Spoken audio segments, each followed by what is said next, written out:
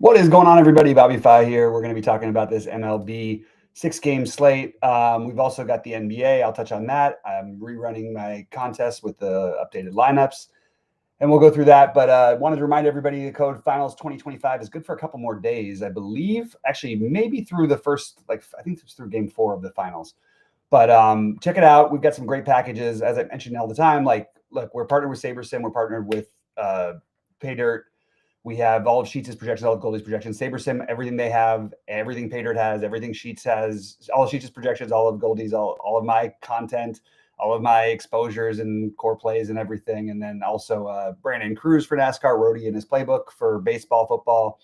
There's a lot of great stuff that we're offering. We're barely charging anymore. So I think it's a really good alternative for those people who are looking to take this stuff seriously. And if you want to try it out, we do have the trials running as well. I know it's hiccuping a little bit and figure out why it's doing that exactly, but we will do our best. And I'm going to share my screen. And here we go. All right. So this is, we'll take a quick look at what we're getting without the sims. So without simming anything, this essentially is where it's at. Oops. You got a ton of Robbie Ray. I'm going to guess a ton of San Francisco before simming, after San Francisco, very little. What I did is take out the 5-man stacks. It's a small enough slate. I don't want 5-mans of Colorado or San Francisco. I don't mind a 5-man of Colorado, but I don't think it makes enough sense. So this is before simming, and then we're going to run the sims and then see where we get. I do like the Mets for what it's worth today quite a bit as well. But I think on these smaller slates, I've really enjoyed not doing the 5-man thing. I really think it makes a lot of sense. Whoops. What did I do here? I saved it before I ran the sim. All right, so we're running the sims. We got a big golf going on. Kenny and I are going to do a show in a little bit about the preview for, the U.S. Open. It's a big one, obviously. A lot of big tournaments out there, and we're pumped. And then we've got the NBA Finals tonight, which I'll talk about after this. So please like, subscribe, all that stuff, and we'll get to it. I'm just sipping my coffee, and I'm finishing my cleanse. So we're on day 3 here. It's not as bad as it's been in the past, knock on wood. But it could go there anytime. So we're going to take a look and see what we're getting. It's kind of burnt. All right. So essentially, we're looking at New York, the White Sox. This is what they're going to do. They're going to try and get contrarian with all that stuff. I don't think it'll happen in my big buy-ins, but I'm very happy to play the White Sox in the lottery here today. I think that's the format I would rather use them in. And you see we're getting a ton of the Peterson. I'm a little worried about Peterson today, to be honest with you. I actually might bump his projection down just a little bit, see if I can't lower that number of his exposure. The problem is I'm kind of worried about every pitcher. Another one of those slates where there's not really a clear option. I'm not sure why we'd get none of the Festa. That seems a little bit odd to me. I don't mind Festa today. And I'm just going to take a look at the strikeout expected rates again, because I did not memorize them. I feel like that's kind of weird. I guess I don't really need the savings, and maybe that's why, but that's not even that much saving. It doesn't make a lot of sense to me. Clark Schmidt, I also think, is being a little bit too low projection-wise. So I'm going to get to some of the Festa and the Clark Schmidt. In fact, I'm just going to make sure I don't get none of it in the lottery, because I do think both of those guys are extremely in play. And I know it's good hitting weather in Kansas City, but just makes a lot of sense to get there. I'm going to take a quick look at the weather again, just actually to make sure that there's nothing. I know there was some rain in Minnesota earlier. Everything's fine. Nope. Hold on. Let me check again. I spoke too soon. Texas, Minnesota, rain's moving through the area. Shout out to Roth. He does a great job, and really appreciate his reports. And I, miss working with him. Good guy. But this is where we're at. Okay, so we've got all the lineups in. That's nice. We're already ready for that, and we can more easily talk about baseball. As I mentioned with San Francisco, another thing that's worrisome is again, pinch hit risk is a real thing for some of these teams, and you got to take that stuff seriously. So we're going to rebuild with the latest news and a couple of those tweaks that I made and see where we end up. I'll probably just do this just to make sure I don't have none of it, but I don't really feel great about the pitching. Actually, I think Bubic is the high upside, but really scary downside pitcher that I could sort of talk myself into taking a stand on. Still not sure what I'm doing in my big buy-ins, trying to figure that one out. Wanted to wait until all the lineups came in before I made that decision. Missed a late game swap, but decent lineups. Good job, Deepope. All right. Well, hopefully they come through for you on the early slate. I know that it's not a great slate for me, but I felt good about the process. I stupidly, after running all my things and changing my stuff, it gave me 58%, I think, of Cleveland, and I avoided it because I liked Lodolo.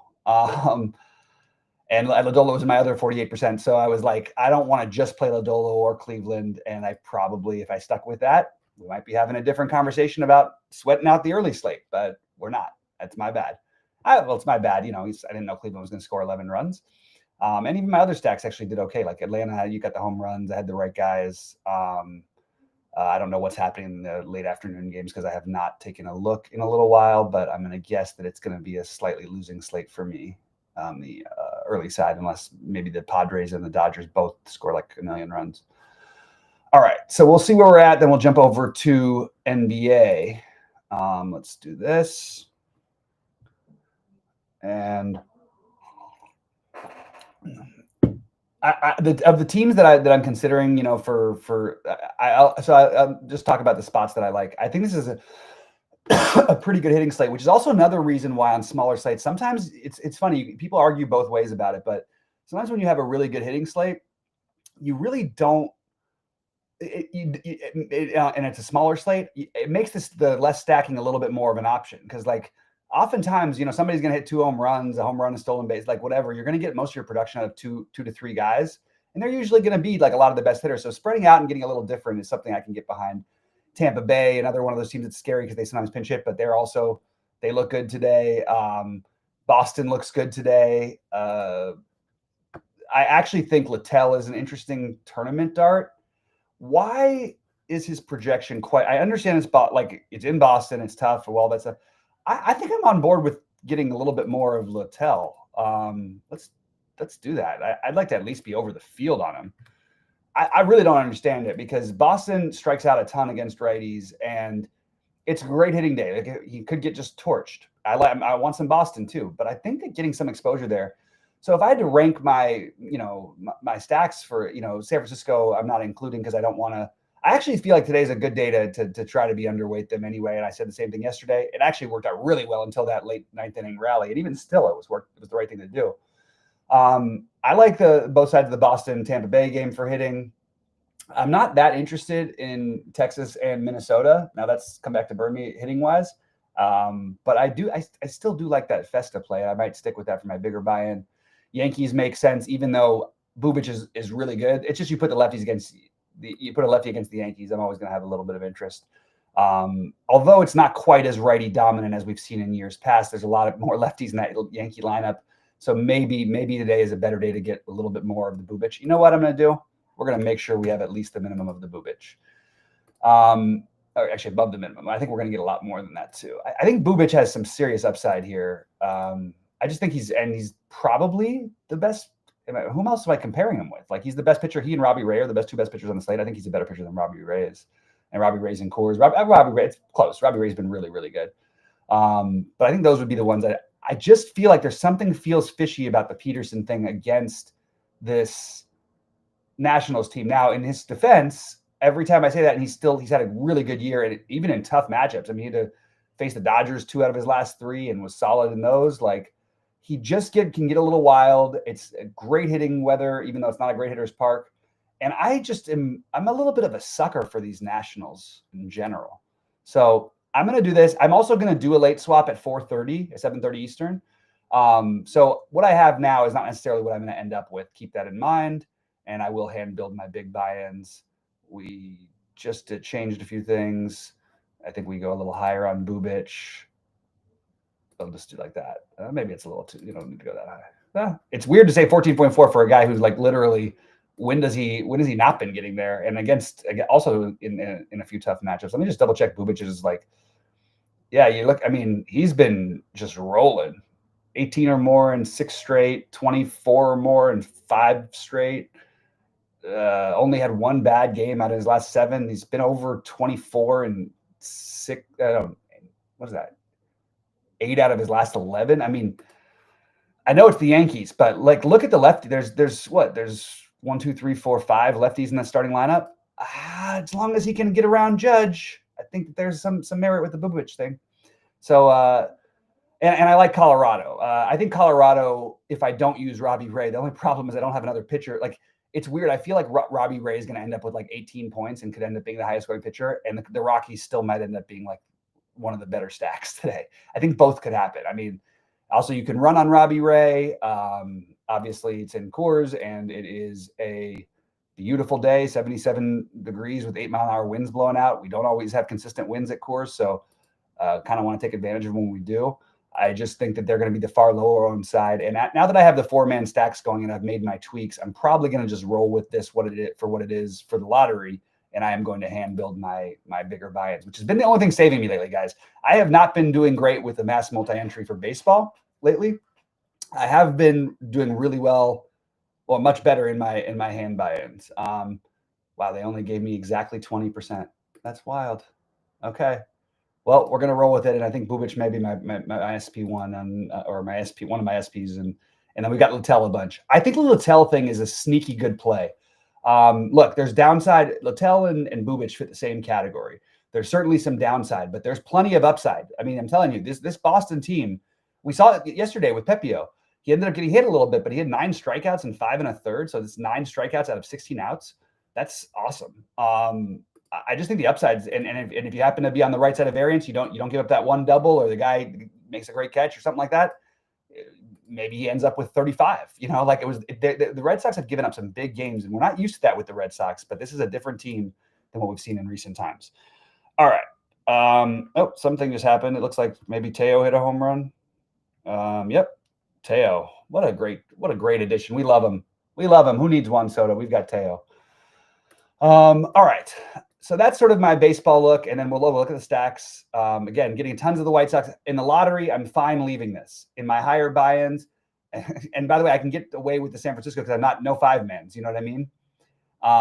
They're all 4-man stacks, so you're threading the needle. I don't love it, but again, it's the lottery. I'm going to trust the process, and White Sox for value. That makes sense.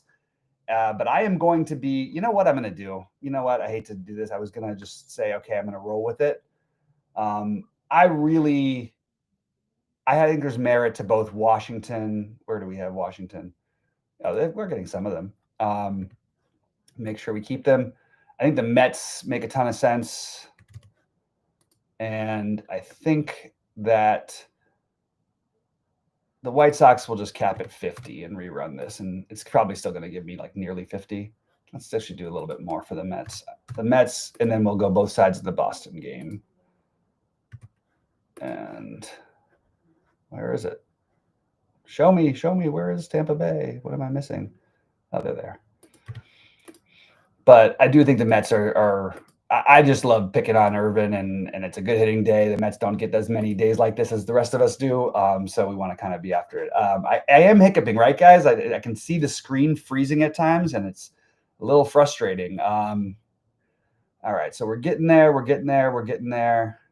And we will run through basketball after this. I just want to make sure I get my lineups in, because when we have multiple sports in the same day, and I had to throw golf in the mix, too. Like, I just want to make sure, because I've had it happen before, where I didn't get them in, and it's pretty much the worst feeling.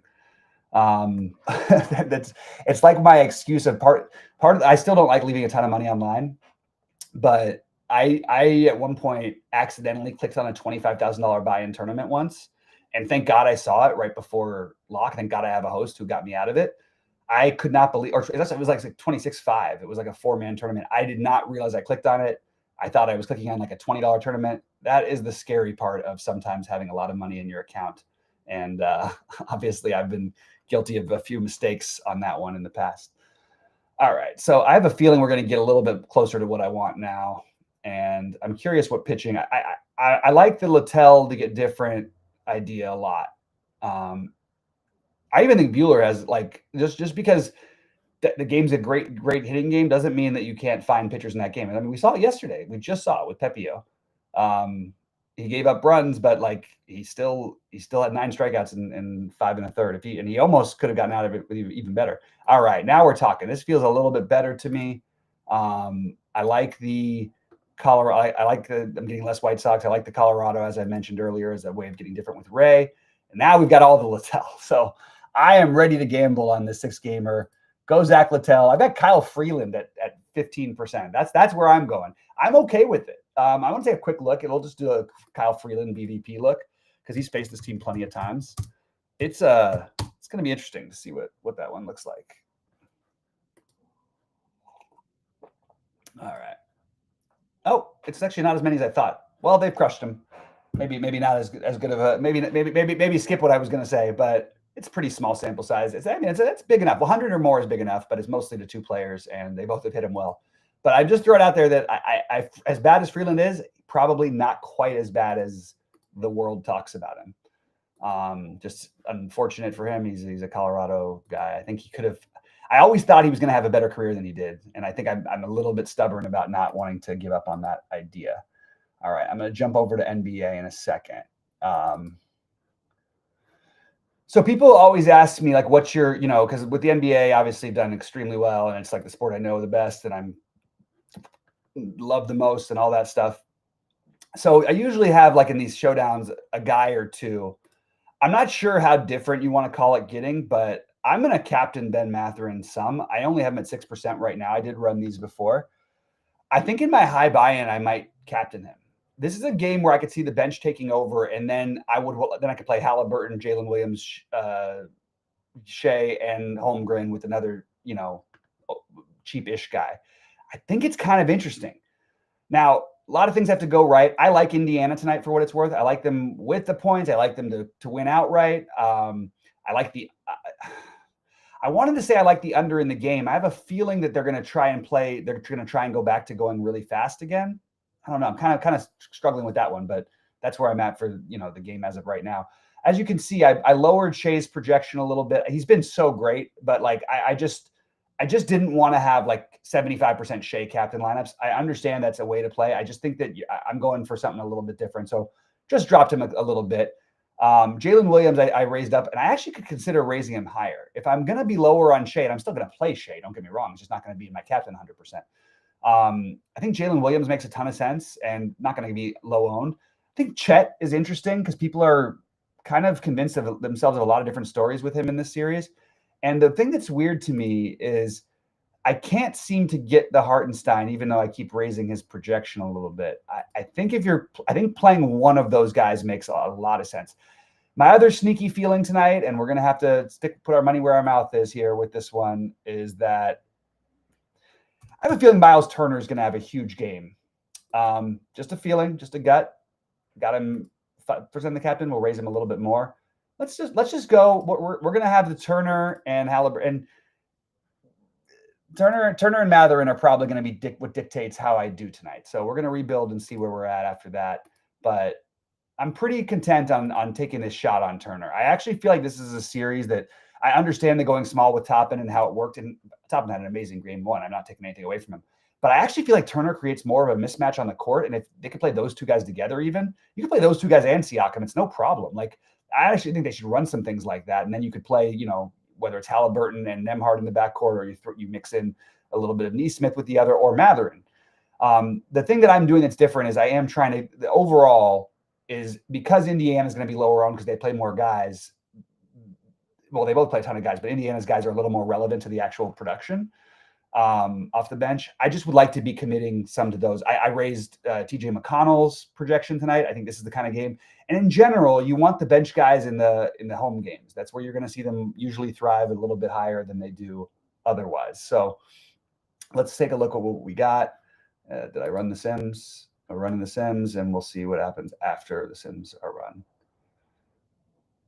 And again, I just keep barking about this Halliburton thing. I'm about this Mathurin thing.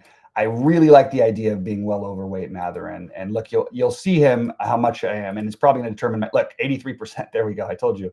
And Miles Turner. This is what I'm okay with. What I'm not loving is I don't love the Shea is only in 70% of my lineups. I feel like there's something wrong with that.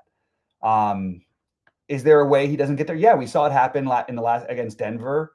We saw it happen a couple times, actually. We saw it happen against Minnesota when they got smoked, obviously. So it is possible to have a lineup. But I feel like you should have a minimum. Let's just do this.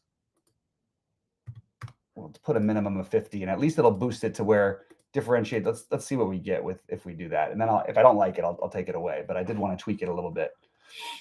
And yeah, so my sneaky guys, Halliburton, Turner, not necessarily super sneaky, but not going to be especially high owned. And in the captain will not be used. And in my high buy-ins, that is something I'm very much considering doing.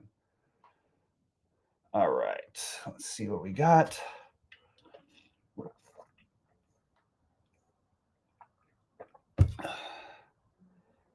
Oh, Gavin Sheets hits a sacrifice fly. Oh, I had some Gavin Sheets, was hoping for a home run.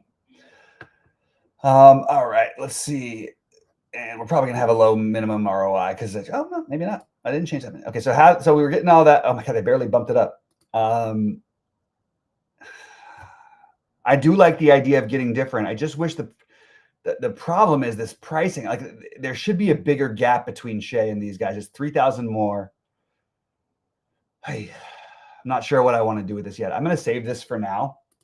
But that's essentially sort of where I'm at. Any questions or thoughts about the NBA, feel free to weigh in or say anything about it. I just think it's the kind of slate that I can get behind. It's the kind of thing I want to get behind, but it feels annoying because like I'm playing a lot of money in tonight's thing, and I'm literally just basically if Matherin busts, then I'm dead. Basically, right? I've got Matherin at 9% in the captain, and then 80. So I've got like 7% of my lineups don't have him. Okay, good luck to me. As of right now, that is where I'm at, and that is what the story is. So we'll see what happens before lock. I'm gonna play around and find some things, do some hand builds, and that's something I like to do just to try to see. We'll just for fun, we'll go to my 555, but let's just see what we could get if we have the Matherin. Yeah, see bad morning slate. Oh wait, what is this? It's just import. Oh, I guess it's a DraftKings thing. I don't even know what's what, but I'll fix all this stuff later. All right, so we've got. All right, I'll just go through and see what my 555 coming up is. You can see there's a ton of tournaments coming up with some serious buy-ins. I'd like to win that golf 44-44. That would be nice. Nice little second millionaire win of the season.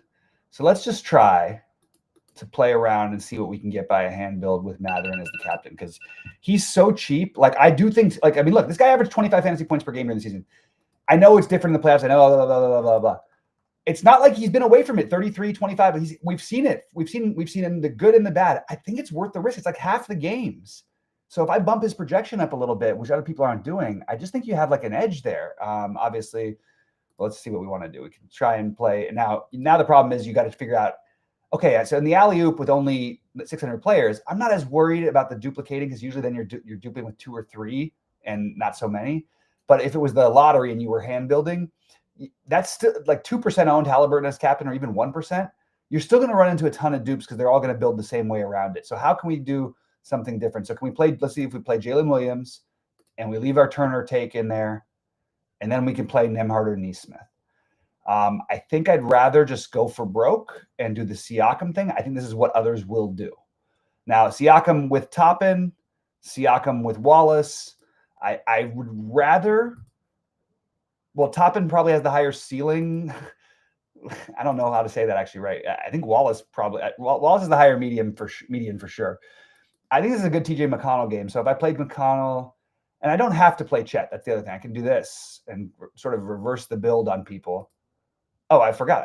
Hold on. I did not have Halliburton. In it. No wonder it's weird. All right. So Miles Turner, and then you play McConnell and go the reverse direction. It's kind of interesting. The other one I flirted with is Ken Hartenstein. I think you might see more minutes from him in this series. His minutes have been good, but I still don't love this build. What if we just went McConnell and Halliburton and Matherin, which is kind of asking for a lot because McConnell and Halliburton minutes cross over. Halliburton and McConnell, Halliburton and McConnell and Matherin. there's some crossover, even though it doesn't naturally seem like there would be. So if we play Matherin as captain, we can sort of do whatever we want, is my point. What if we went that route and just said, okay, you know what? Indy's going to win this game. Who's going to score for the other side? Maybe can we get an Isaiah Joe? I don't know. It's probably a little too thin. It's probably a little too thin to go hammer at Ben Shepherd. But if you can get like 10 out of him, and you get the hopeful game of 28 or something out of Matherin, and then Shea doesn't put up 60. Halliburton puts up 45 and Shea's at 50 or so, and Siakam's at 40 something. I could see a path for this. Now, what if we go back to the Turner thing? Because this will be really low owned. I just don't think that people are playing the Matherin captain that much with Turner in the flex, because you can kind of get whatever you want. I think that's what people will try to do. I think they'll probably go for Chet, and then you have the Wiggins was probably the logical play. Just hope he gets one of his heat check games again. But I just want to point out, if people playing Wiggins at a somewhat smaller, like not much of a price difference than Matherin, you look what it takes for him to get there. He's got to get the crazy hop from downtown. Matherin can just play the game and get there. And also, Matherin is a freaking baller. I have a prediction. Matherin is going to be an all-star at some point. I don't know whether it'll be with Indiana. I don't know whether it'll be his next stop. He has, and I think he's got the attitude of a superstar. I've also heard things about him in pickup games that like he looks like the best player on the court a lot of the time. And honestly, it translates a lot. It's just, it almost feels like it's like he's so great on this team, but like he's also like kind of the wrong fit. I thought he'd be the one who was going to be their scoring guy a couple of years ago when they were building out what they were clearly doing. I'm never going to question Carlisle because I think he's the biggest genius in the history of the. Basically, I think he's like right there with anybody in NBA history. So if we just did Siakam, let's just see where Turner, because I know that kind of annoying with some of the minutes. Hasn't been like awesome. Obviously has a much lower ceiling than Siakam. I think it's probably just the right thing to do to go Siakam at that point, and then you hope you get the Ben Shepherd 10 points off the bench. You're playing it thin. You also will be getting really weird by having only going 4-2 Indiana, but just giving you some ideas of things that I've been considering. All right. Well, with that, guys, we sort of covered all the things. We talked about what I'm doing for right now. We're going to go get out of here. I'm going to talk to Kenny and see if we can get this golf show going. Hopefully we'll be